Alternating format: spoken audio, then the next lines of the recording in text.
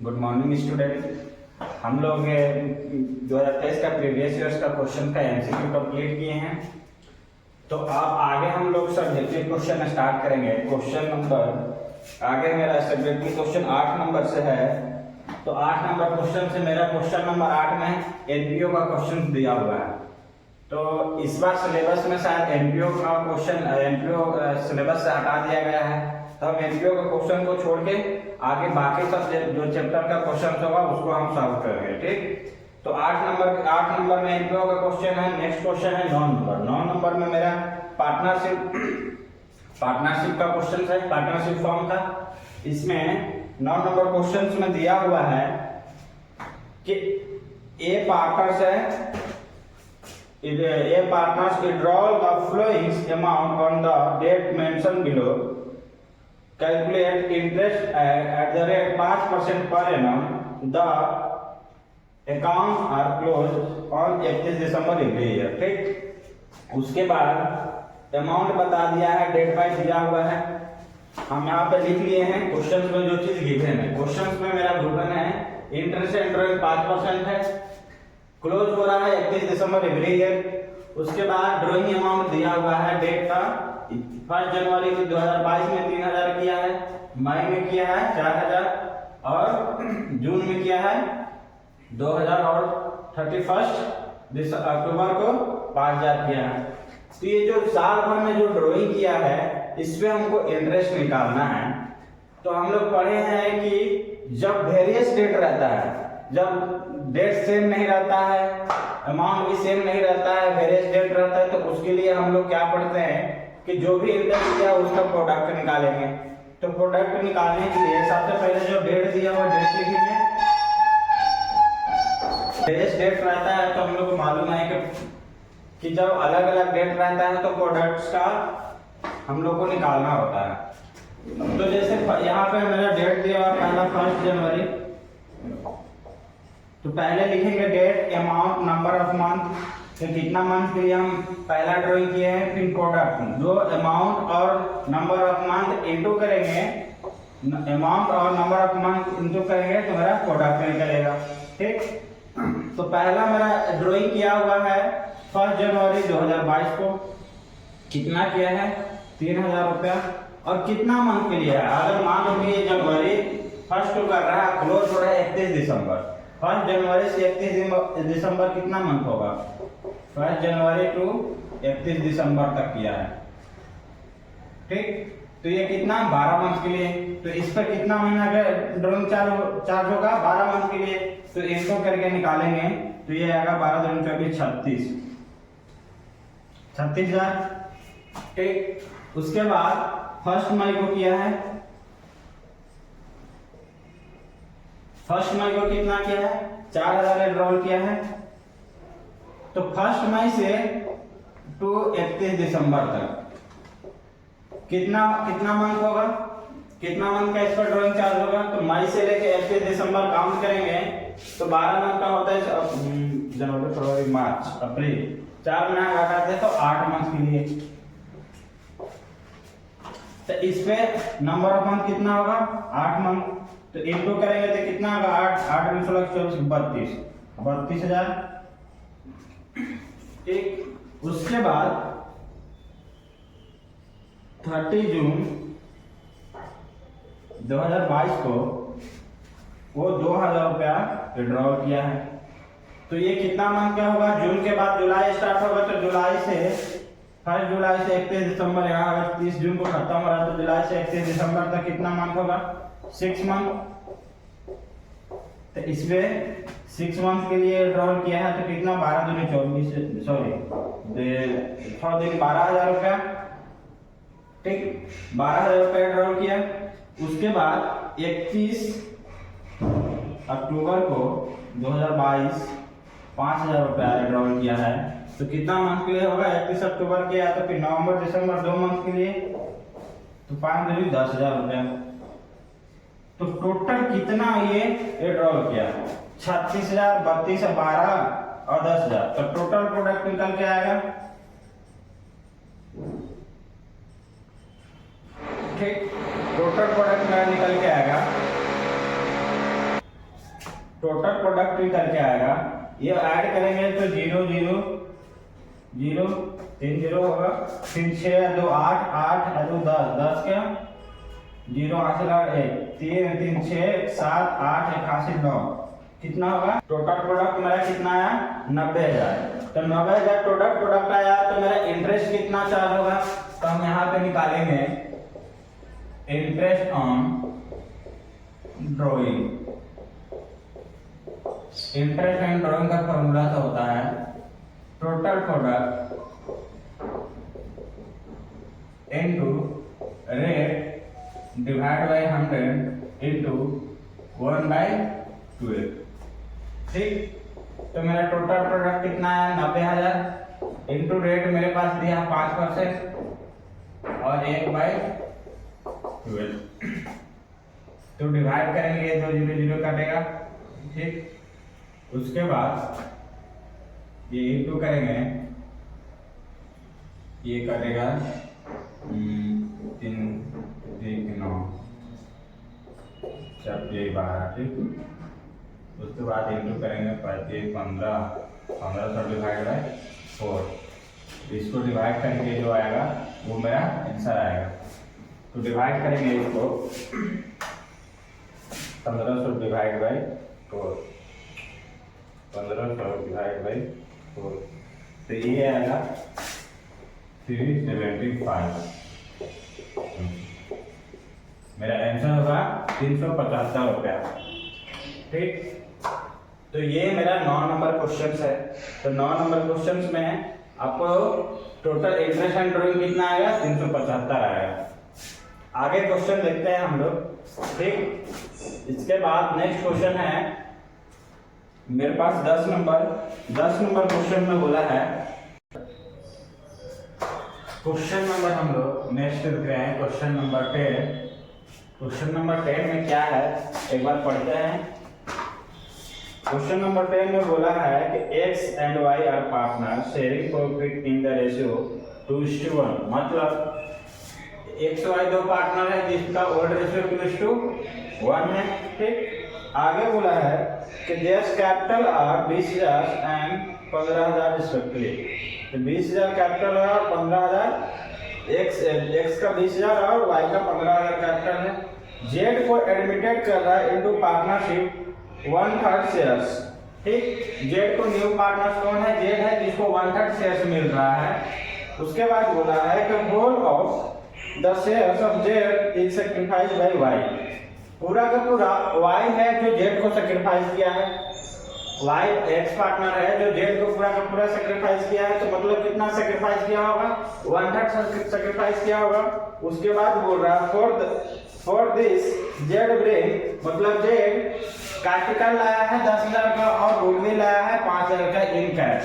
ठीक, तो आगे बोल रहा है कि the amount of goodwill is retain in the business pass necessary journal entry to recorded the above transactions. ठीक, तो इसका जर्नल एंट्री पास करना है हमको। ठीक है, तो देखते हैं यहाँ पे जर्नल एंट्री क्या पास होगा।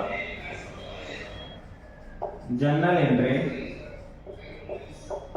पास करना है। ठीक, तो जेड सबसे पहला एंट्री मेरे पास होगा कि जो पार्टनर न्यू पार्टनर एडमिटेड हो रहा है तो क्या चीज लेकर आ रहा है? कैश ला रहा है, गुडविल ला रहा है। जो चीज भी लाता है उसका सबसे पहले एंट्री पास करते हैं। तो ये cash and bank account debited, entry होगा cash and bank account debited to जेड्स कैपिटल टू गुडविल। दो चीज लाया है, कैपिटल भी लाया है और गुडविल लाया है। ठीक, तो कैपिटल कितना लाया है? 10,000 का। कैपिटल लाया है 10,000 का और गुडविल लाया है 5,000 का। टोटल 15,000 रुपया कैश में आएगा। ठीक, उसके बाद जो शेयर को सैक्रिफाइस कौन कर रहा है? ओल्ड पार्टनर का शेयर ये है और न्यू पार्टनर का शेयर ये है। तो सिर्फ एक से एक ऐसा पार्टनर है जो पूरा का पूरा अपना होल जितना भी शेयर सैक्रिफाइस कर रहा है कौन कर रहा है? सिर्फ एक्स कर रहा है। तो हम लोग पढ़े हैं कि न्यू पार्टनर्स अगर गुडविल लाता है और जो पार्टनर्स अपना शेयर्स को सेक्रीफाइस करता है और जितना रेशियो से करता है उस रेशियो में न्यू पार्टनर जो गुडविल लाता है उसको आपस में डिस्ट्रीब्यूट कर लेता है। ठीक, तो यहाँ पे हम लोग यहाँ पे जो पार्टनर सेक्रीफाइस कर रहा है गुडविल इशू को मिलेगा। ठीक, तो यहाँ पे सेक्रीफाइसिंग पार्टनर कौन है, क्वेश्चन में खुद बता दिया कि सेक्रीफाइसिंग पार्टनर एक्स है, पूरा का पूरा सेक्रीफाइस कौन कर रहा है, एक्स कर रहा है, तो एक्स को ही मिलेगा। तो एक्स को मिलेगा गुडविल, तो एंट्री क्या पास होगा, एक्स को अगर मिलेगा तो हम लोग एंट्री क्या पास करेंगे। तो ये गुडविल जैसे यहाँ पे लाया तो बिजनेस में लाया तो इसको क्रेडिट किए, अब इसको ये किसको मिल जाएगा, ये जो मिलेगा सेकेंड एंट्री ये किसको मिलेगा, सेक्रीफाइसिंग पार्टनर को। तो सेक्रीफाइसिंग पार्टनर कौन है, एक्स है, तो goodwill account debited to X capital account. ये गुडविल किसको मिल जाएगा, एक्स को, जो पार्टनर सेक्रीफाइस कर रहा है। तो पूरा का पूरा पैसा किसको मिलेगा, ये 5000 एक्स को मिलेगा। अगर कुछ भाग अगर वाई भी अगर इसे क्वेश्चन में दिया रहता है कि कुछ वाई भी कर रहा है कुछ एक्स कर रहा है, तो उसी रेशियो में ये गुडविल को डिस्ट्रीब्यूट करते हैं दोनों पार्टनर्स के बीच। ठीक, कभी कभी क्वेश्चंस में इस ऐसा है गुडविल का, कभी कभी क्वेश्चंस में ये जो न्यू पार्टनर्स एडमिटेड होता है तो ये कैपिटल नहीं लाता है, सिर्फ गुडविल आता है। तो गुडविल आएगा तो गुडविल के बाटेंगे, तो सिर्फ कैपिटल लेके आता है और गुडविल लेके नहीं आता है। तो उस केसेस में क्या करते हैं कि जो पार्टनर सैक्रिफाइस करता है उसको तो गुडविल का वैल्यू मिलना चाहिए। ठीक, लेकिन जो न्यू पार्टनर आया है सिर्फ कैपिटल लेके आया है, ये गुडविल लेके नहीं आया है। ठीक, तो उसमें क्या करते हैं कि फॉर्म का पूरा गुडविल निकाल लेते हैं और जितना भी वो शेयर्स दिए इसको 1/3 शेयर्स दिए, तो वो जो गुडविल का फॉर्म का वैल्यू आएगा 1/3 डिवाइड करके मालूम करेंगे कि न्यू पार्टनर जो एडमिटेड किया है उसको कितना गुडविल लाना था। ठीक, तो जो भी गुडविल लाना था, जो भी अमाउंट मान के चलो यही अमाउंट निकलता है कि 5000 रुपया लाना था गुडविल, लेकिन नहीं आया, तो उसको क्या करेंगे, उसका कैपिटल से एडजस्ट कर लेंगे। जैसे 10,000 कैपिटल आया तो उस कैपिटल में से 5,000 गुडविल का वैल्यू निकाल देंगे और करेंट अकाउंट में सिर्फ इसका कैपिटल, सॉरी इसका पार्टनर्स कैपिटल अकाउंट में सिर्फ इसका कैपिटल 5,000 दिखाएंगे और 5,000 विड्रॉल कर लेंगे, वो गुडविल का रूप में दिखेगा। और जो गुडविल मिलेगा किसको मिलेगा, जो पार्टनर सैक्रिफाइस करेगा। तो इस क्वेश्चन में एक्स क्या है तो एक्स को मिला। अगर दोनों पार्टनर सैक्रिफाइस करता जितना जितना रेशियो से उस रेशियो में ये गुडविल को डिस्ट्रीब्यूट कर देते। ठीक, तो उसके बाद अगर हाँ क्वेश्चन में कभी कभी गुडविल पहले से भी अपेयर इन द बुक रहता है, तो अगर क्वेश्चन में appear in the book goodwill दिया हुआ है तो जैसा क्वेश्चन बोलेगा वैसे काम करेंगे। अगर क्वेश्चन में बोला है कि goodwill appear in the book है, उसको हाफ उसको डिस्ट्रीब्यूट कर रहा है, हाफ नहीं कर रहा है, तो जितना हाफ करेगा वो ओल्ड पार्टनर्स के बीच में डिस्ट्रीब्यूट हो जाएगा और जो नहीं करेगा वो कंटिन्यू बिजनेस में चलते रहेगा। अगर पूरा डिस्ट्रीब्यूटेड करने के बाद करेगा तो पूरा डिस्ट्रीब्यूटेड होगा। अगर goodwill appear in the book रहता है तो वो ओल्ड पार्टनर्स को ही सिर्फ मिलता है और ओल्ड रेशियो में वो लोग डिस्ट्रीब्यूट करता है, न्यू पार्टनर को कुछ नहीं मिलेगा। ठीक, तो उसके बाद ये क्वेश्चंस सिर्फ जर्नल एंट्री पूछा था तो हम लोग जर्नल एंट्री पास कर दिए। पार्टनर्स एडमिटेड हुआ तो कैपिटल और गुडविल लेके आया और जो पार्टनर सैक्रिफाइस किया वो गुडविल को रिसीव करेगा। ठीक, तो यहाँ यही सिर्फ पूछा था कि जर्नल एंट्री रिकॉर्ड करना है एवरेज ट्रांजैक्शन, तो जो चीज बोला है उसके बारे में हम लोग ट्रांजैक्शन बनाए। नेक्स्ट क्वेश्चन है मेरे पास क्वेश्चन नंबर 11। हम लोग देखते हैं आगे क्वेश्चन नंबर 11। क्वेश्चन नंबर 11 में क्या बोला है पढ़ते हैं इसको। लिखा हुआ है कि एक कंपनी है जो शेयर इशू किया था 500 शेयर, ठीक, उसको फॉरफिटेड कर रहा है। ठीक, इस 10 रुपया इशू किया था और 2 रुपया प्रीमियम का था। उसके बाद क्वेश्चन में बोला है कि एप्लीकेशन का 4 रुपया कॉल किया था, अलॉटमेंट का 4 रुपया जिसमें 2 रुपया प्रीमियम का है और कॉल मनी का 4 रुपया है। ठीक, आगे क्वेश्चन में बोला है कि जो शेयर होल्डर है वो सिर्फ एप्लीकेशन का पैसा पे किया है, ठीक, अलॉटमेंट का नहीं पे करता है और कॉल मनी का। तो कंपनी क्या किया है, शेयर्स को फॉरफिटेड कर लिया, और जो शेयर्स फॉरफिटेड किया था उसको 11 रुपया में रीइश्यू किया है, अब फुली वो रीइश्यू पेड अप हो गया है। ठीक, तो आगे आगे बोला है कि क्वेश्चंस में के पास द जर्नल एंट्री पास करना है फॉरफिटेड का और रीइश्यू का जर्नल एंट्री। ठीक, क्वेश्चन में पास करना फॉरफिटेड का और रीइश्यू का। फॉरफिटेड,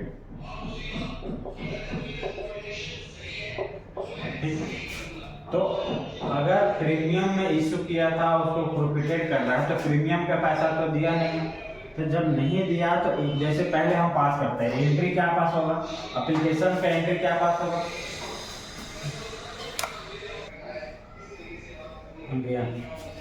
जैसे हम लोग आगे शेयर्स फॉरफिटेड का एंट्री पास करते हैं, तो अगर प्रीमियम में इशू किया था तो इसको फॉरफिटेड करेंगे, तो शेयर्स कैपिटल अकाउंट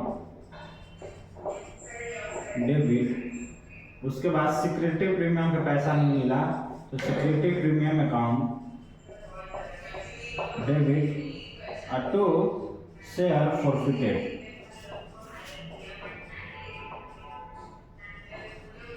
ठीक, और क्या चीज का पैसा नहीं मिला, शेयर्स अलॉटमेंट का,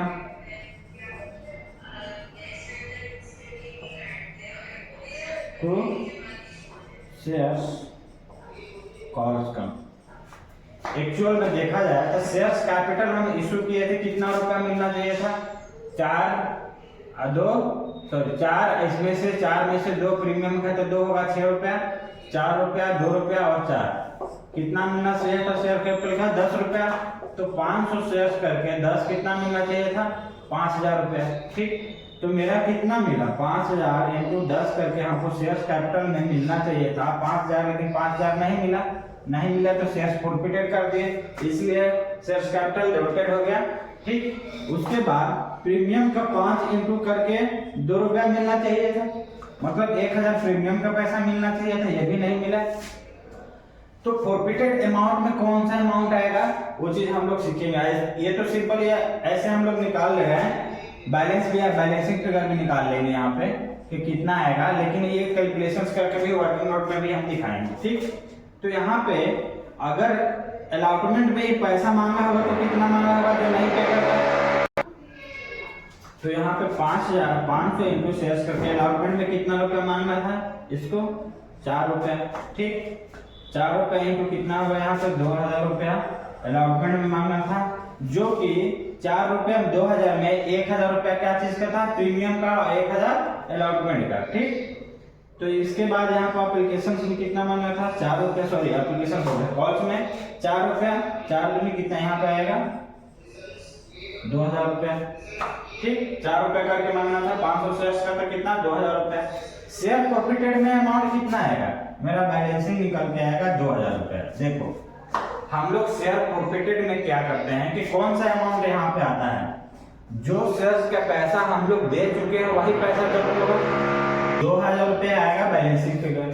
तो हम लोग जानते हैं कि शेयर्स फॉरफिटेड में कौन सा अमाउंट आएगा, जो पैसा शेयर होल्डर पे कर चुका होगा वही कंपनी शेयर पैसा को जब्त कर सकता है। जैसे यहाँ पे कौन सा पैसा जब्त होगा, एप्लीकेशन का पैसा सिर्फ दिया है तो सिर्फ एप्लीकेशन का पैसा ही जब्त कर सकते हैं, बाकी तो पैसा दिया नहीं, फेल कर गया, तो कितना रुपया फॉरफिटेड करेंगे। तो यहाँ हम तुम लोग को वर्किंग नोट में दिखा देते हैं कि शेयर्स फॉरफिटेड क्या होगा।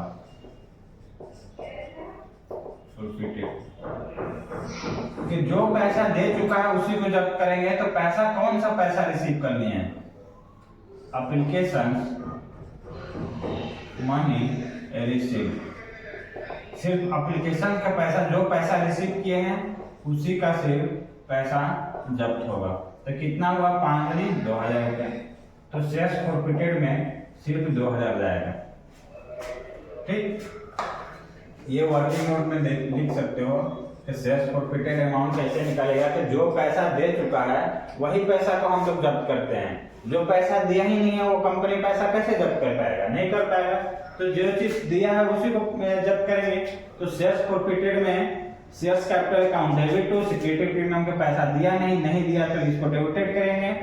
उसके बाद शेयर्स फॉरफिटेड में यहाँ से 2000 निकालो, या तो जो पैसा यहाँ पे बैलेंसिंग फिगर में निकाल सकते हैं, के अलॉटमेंट का नहीं दिया और कॉस्ट का नहीं दिया, तो बाकी कौन सा पैसा फॉरफिटेड होगा? जो पैसा दे चुका है, पैसा कितना 2000 रुपया, मतलब 4 दूनी 8 रुपया दिया, तो कितना रुपया नहीं दिया था? ये टोटल 12 रुपया लेना था प्रीमियम के साथ, तो अगर 8 रुपया दिया है तो कितना नहीं दिया? 4 रुपया, तो वो पैसा को जब्त कर लेंगे। ठीक, आगे कभी कभी क्वेश्चंस में ऐसे ही फॉरफिटेड हो रहा है। हाँ ठीक, यहाँ तक तो समझ में आ गया। प्रीमियम का पैसा कभी कभी दे देता है, तो प्रीमियम का पैसा हम लोग कभी भी जब्त नहीं होता है। फॉरफिटेड, अगर क्वेश्चंस में यही क्वेश्चन रहता से अगर प्रीमियम का भी पैसा ये दे देता, कौन सी मनी में फेल करता है? यहाँ पे फेल करता है। ठीक, अलॉटमेंट का पैसा दे दिया, फेल कहाँ किया? कॉल्स मनी में। तो जब प्रीमियम का पैसा देता है तो प्रीमियम का पैसा हम लोग जब्त नहीं करते हैं। ठीक, वो सिक्योरिटी प्रीमियम का पैसा सिक्योरिटी रिजर्व अकाउंट में चल जाता है, सिक्योरिटी प्रीमियम रिजर्व अकाउंट में ट्रांसफर हो जाता है। ठीक, यहाँ पे सिक्योरिटी प्रीमियम का पैसा जब्त नहीं होता है। ऐसा क्वेश्चन रहेगा तो आप बनाइएगा, तो सिक्योरिटी प्रीमियम को यहाँ पे नहीं दिखाना होगा, उसका पैसा मिलेगा और वो पैसा को जब्त नहीं करते हैं हम लोग। ठीक, तो फॉरफिटेड अमाउंट में जब पैसा दिखाना होगा तो कितना रुपया, मान लो कि ये तो 4 रुपया होगा, बाकी अलॉटमेंट का पैसा कितना जब्त होगा? जैसे 4 रुपये में अलॉटमेंट मनी अगर जब्त करना होता तो कितना रुपया? 500 से ऐड करके 2, मतलब 1000 रुपया ही जब्त करता। 2 रुपया जो प्रीमियम का है वो पैसा जब्त नहीं होता, तो फॉरफिटेड अमाउंट कितना आता? 3000। तो 3000 को ही सिर्फ जब्त करते हैं। समझ में आया? तो फॉरफिटेड अमाउंट में यहाँ पे 3000 दिखता है। सिक्योरिटी प्रीमियम का पैसा जब्त नहीं होता है।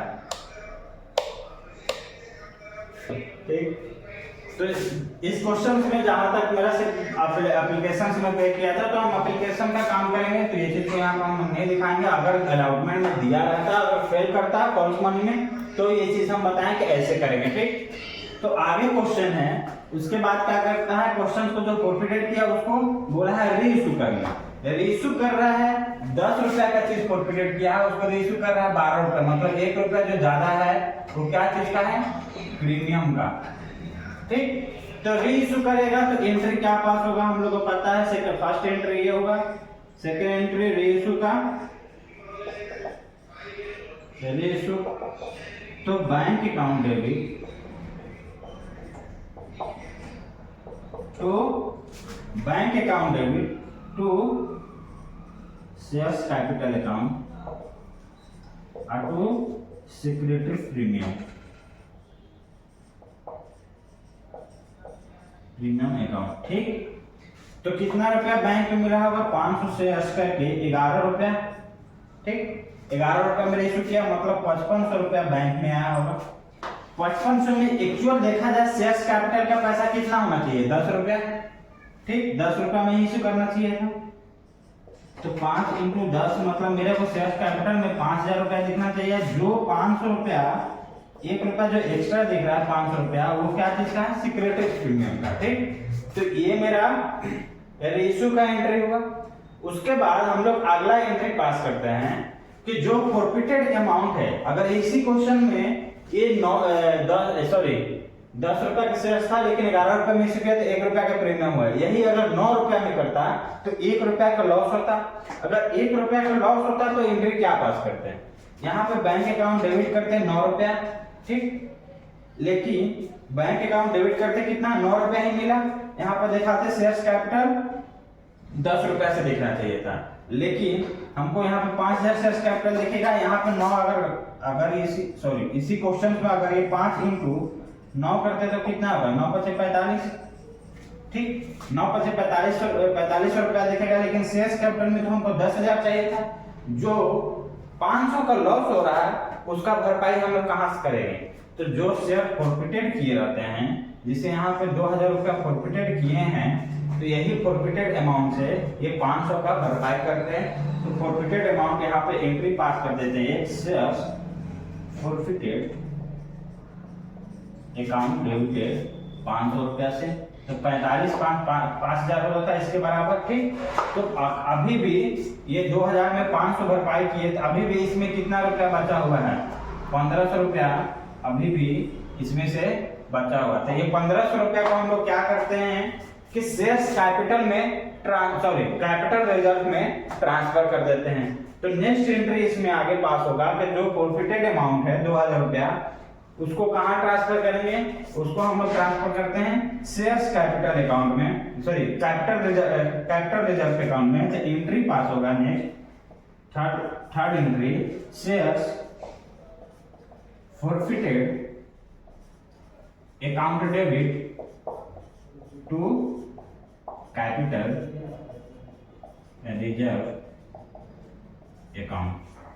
कितना, 2000, पूरा का पूरा पैसा यहाँ पे ट्रांसफर होगा। कुछ पैसा यहाँ पे सेटअप नहीं हुआ, कुछ लॉसेस नहीं हुआ, ठीक, इसलिए पूरा पूरा 2000 कैपिटल रिजर्व में ट्रांसफर होगा।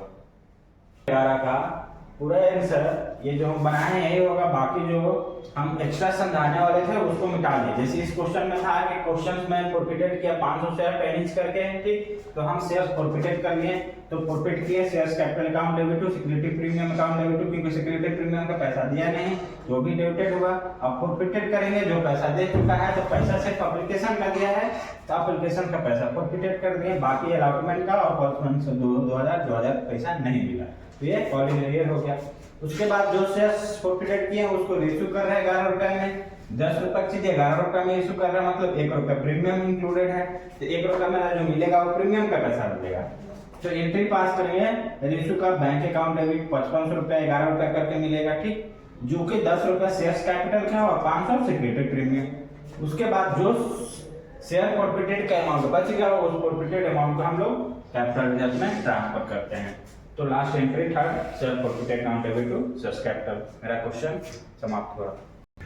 चलो नेक्स्ट क्वेश्चन है 12 नंबर में डिफरेंट बिटवीन दिया हुआ है शेयर्स एंड डिबेंचर्स, ठीक, तो इसको हम छोड़ रहे हैं, आगे हम देख रहे हैं प्रैक्टिकल क्वेश्चन अभी हम लोग सॉल्व करेंगे। तो प्रैक्टिकल क्वेश्चन आगे है 13 में दिया हुआ है, करेंट रेशियो बताया है कि 2.5 है और वर्किंग कैपिटल दिया है 45,000। कैलकुलेट करना है the amount of current assets and current liability. हमको क्या निकालना है, हमको निकालना है करेंट एसेट्स क्या होगा और करेंट लायबिलिटीज क्या होगा, ठीक। तो हमको पता है करेंट रेशियो का फॉर्मूला होता है, करेंट रेशियो का फॉर्मूला होता है current assets divide by current liabilities, ठीक। तो मेरे पास करेंट रेशियो दिया हुआ है 1/5, तो current asset divide by current liability, इसको क्रॉस मल्टीप्लाई करेंगे तो current assets equal to 2.5 current liability निकल के आएगा। इसको मान लेंगे इक्वेशन नंबर 1, ठीक। आगे हम इसका आगे नेक्स्ट हम क्या करेंगे कि वर्किंग कैपिटल का फॉर्मूला हमको पता है, तो वर्किंग कैपिटल का फॉर्मूला होता है करेंट एसेट्स में से करेंट लायबिलिटीज को माइनस करते हैं, तो मेरा वर्किंग कैपिटल निकल के आता है। तो मेरा वर्किंग कैपिटल दिया हुआ है 45,000, ठीक, करेंट एसेट्स में से माइनस करेंगे करेंट लायबिलिटी, तो करेंट एसेट्स इक्वल टू मेरा दिया हुआ है 2.5, ठीक। तो इस इक्वेशन में हम पुट करेंगे करेंट एसेट्स का वैल्यू, तो 2.5 current liabilities minus current liabilities, current liabilities, ठीक। तो ये मेरा निकल के आएगा 45,000 equal to 1.5 current liabilities, 1.5 current liabilities. तो यहाँ से हम इसको डिवाइड करेंगे तो निकल के आएगा करेंट लायबिलिटीज मेरा पता चलेगा, ठीक।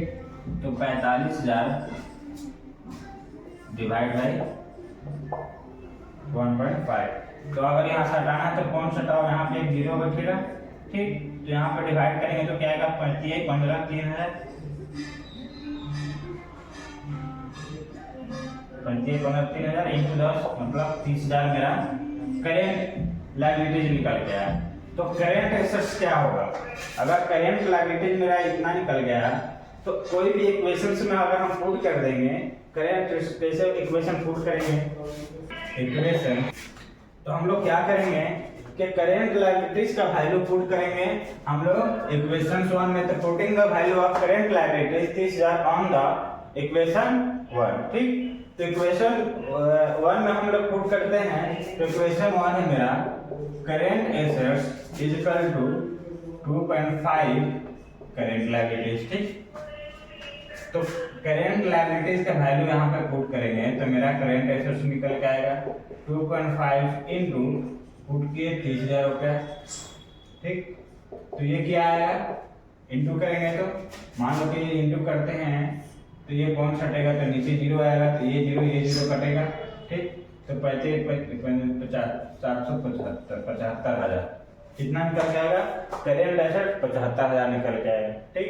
तो क्वेश्चंस में मेरा पूछा था कि करेंट एसेट्स और करेंट लायबिलिटीज कितना होगा, तो करेंट एसेट्स मेरा निकल के आएगा 75,000, करेंट एसेट्स 75 और करेंट लायबिलिटी 30,000, ठीक। हम लोग आज क्लास को यहीं पे समाप्त करते हैं और आगे हम लोग सेकंड पार्ट बनाएंगे जो इसका क्वेश्चन सब्जेक्टिव क्वेश्चन बचा है, ठीक। तो आज यहीं का क्लास समाप्त होता है।